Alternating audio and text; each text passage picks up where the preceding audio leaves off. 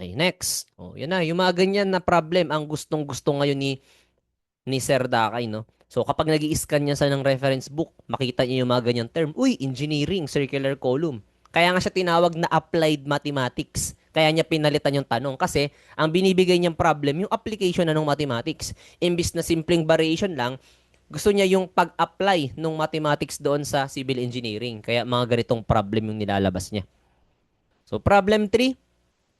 The maximum weight that a circular column can support is directly proportional to the fourth power of its diameter and is inversely proportional to the square of its height. So a 2-meter diameter column that is 8 meters in height can support 1 ton. So find the weight that a 1-meter diameter column that is 4 meters in height can support. Ayan. So, nakita nyo yung mga term? Directly proportional, inversely proportional. Gawa natin ang variation. So, sabi nga natin kanina, no? 'Di ba? Kapag sinabing combined variation, pinagsama natin yung direct at inverse. Kasi yan na nga, oh. Directly, tapos biglang nag-inverse. So, ano po yung mga given natin na variable?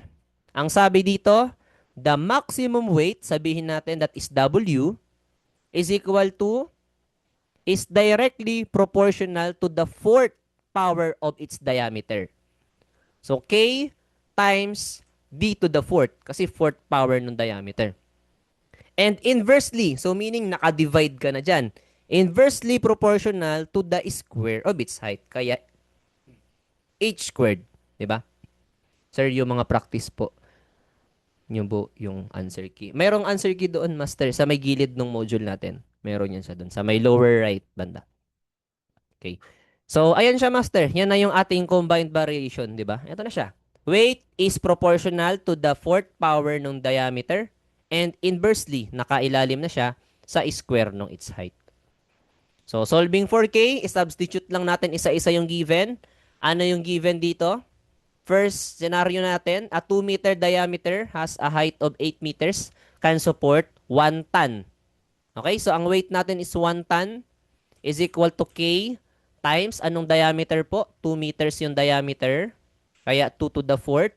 All over height, yung height ng column natin, 8 meters. Kaya H squared. So, shift solve lang po natin yung K. Ayan, check ko lang kung tama. So, this is 1 is equal to X times 2 to the fourth all over H squared. Okay, shift solve. So, tama naman. K is equal to 4. So, salpak lang natin, ito na po yung ating equation, di ba? W is equal to 4D to the fourth all over H squared. So, anong tinatanong? Find the weight. So, nawawala yung W kung ang diameter ng column is 1 and yung height niya is 4. So, salpak lang natin dyan. 4 times diameter na 1 to the fourth all over yung height ng column na 4 is squared. So, ang lalabas po dito, pag kinalculator natin is 0.25 ton. So, yan na po ang weight na kayang isupport niya.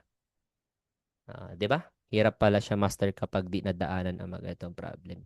O, master, kung unang beses mo pa lang siya na tapos wala kang background talaga sa variation, nagiging mukhang mahirap siya. Pero yun lang pala, 'di ba?